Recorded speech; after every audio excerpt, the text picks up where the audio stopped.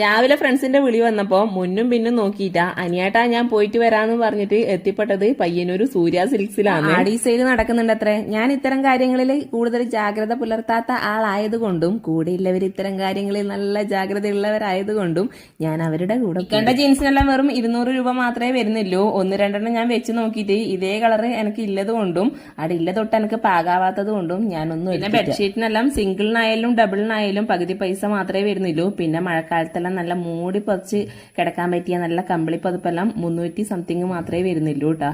പിന്നെ ഇതൊരു promotion video ഒന്നല്ല കേട്ടാ. നമ്മൾ വാങ്ങിയ സാധനത്തിനെല്ലാം നമ്മൾ പൈസ കൊടുത്തിട്ടുണ്ട്. പിന്നെ മഴക്കാലത്ത് ഏറ്റവും കൂടുതൽ ആവശ്യമുള്ളത് ചവിട്ടിയല്ലേ, അങ്ങനെ 2-3 ചവിട്ടിയും കൂടി എടുത്തു.